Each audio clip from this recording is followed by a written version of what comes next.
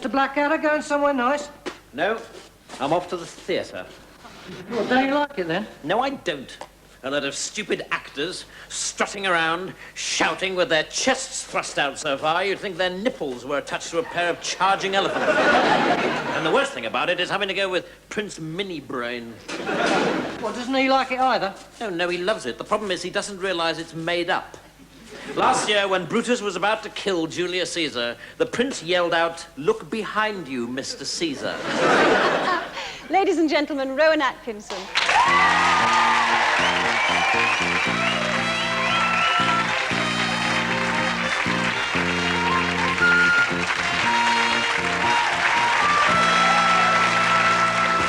Looking suitably serious this evening, Mr. Atkinson. Sombre.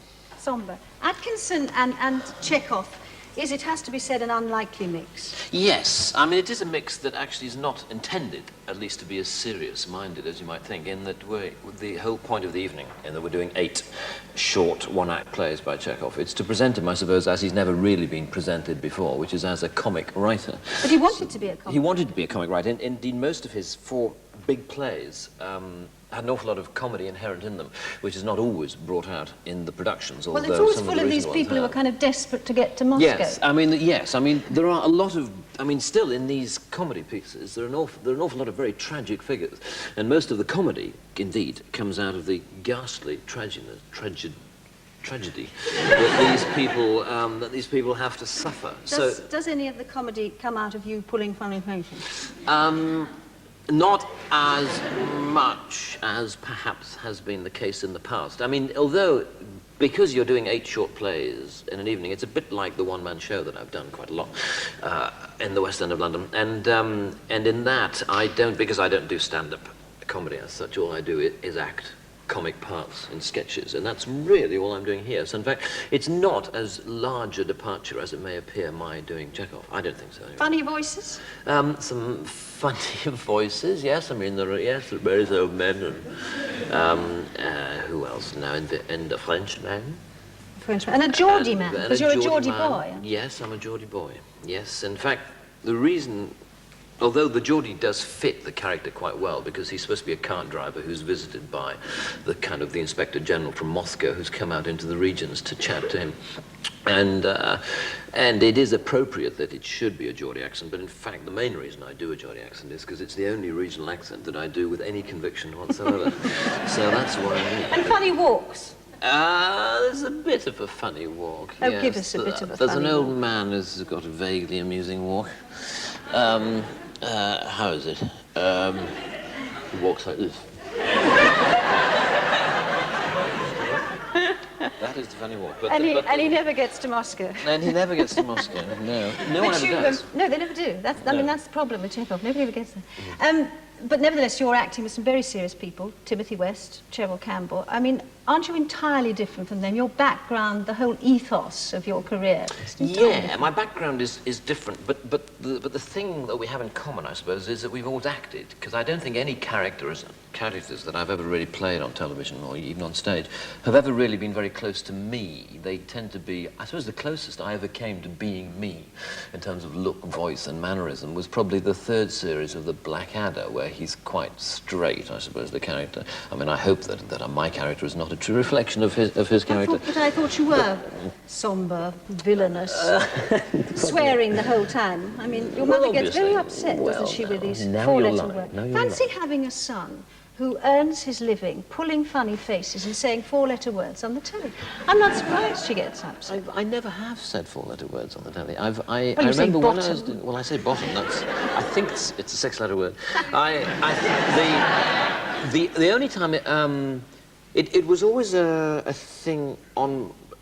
Not the 9 o'clock news, because it was a virtually live programme that we recorded on Sunday and went out on a Monday, that it was a time when my mother could keep tabs on me in terms of what words I was saying or what ridiculous situations I was getting myself into. Although actually she tended not to notice the show or the sketches that I was doing on it. Or she'd ring up and say, "You're looking thin," like mothers do. But I think I suppose to say at least 10 or 15% of my reason wanting to do this Chekhov is maybe because I'm wanting something that my mother would be very pleased to recommend to her similarly aged friends. It's a proper job. You also get a lot of your comedy, don't you, about out of saying words. I mean, like, I can't do it, but potato. Oh, Potato. Bob. Bob. No, yes, I have. I mean, I think anything with B's and P's is quite good. I don't know why. My Meadows a butt. But, yes.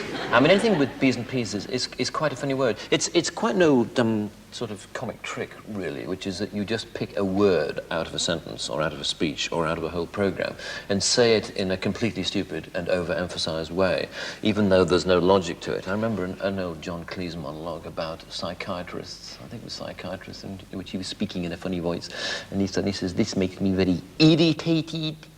And he just picked out the word irritated to make it sound funny. It's like the clip we just showed. I mean, nobody got the joke because they laughed the minute you said nipple.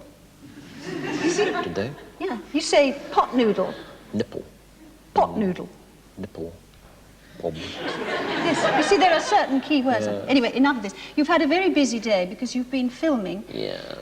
It's a film called Camden Town Boy. That's and it's a character title. based on you. Yes. What's he like? This is a film that's been written by Richard Curtis, my chum, who also writes The Blackadder with Ben Elton, and is being directed by Mel Smith, who's sporting a fat cigar all day today and was looking extremely convincing as a film director. And it's a semi-autobiographical film, I suppose, which Richard has written, and I feature in it because I've always featured in his life a lot because he writes most of what I do. And I play a character called Rowan Atkinson, who's a complete and utter bastard. So, and it's very difficult when someone presents you with a script in which you are a complete and utter bastard, and you're told that it's based on you. Do you think he's trying to tell you? Well, yes. Well, whatever he's trying to say. The important thing is you mustn't let anyone else play that part. So when he offered me the part, he said, "This is your part, and actually it's based on you." Ron Anderson, the famous comedian who's got a one-man show in the West End of London. And I said, well, I think I'd better play this, because if anyone else played it, then everyone would say, "Oh, you know who that really is. You know who that's supposed to be. That's based on me." So you're a comedian who's playing Chekhov. You're a man who's playing himself as a right bastard, as you say. I mean, life must be hell. When are you at your happiest, Rowan? When am I at my happiest? I'm probably at my happiest, most or anything to do with motor cars or motor racing is probably when I'm at my Even happiest. washing them? Even washing them, yes. I get a lot of simple therapy out of cleaning things. I think so. A simple man. Ladies and gentlemen, Rowan Atkinson.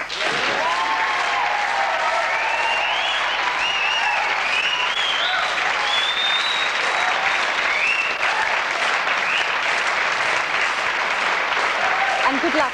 Good luck with the Chekhov.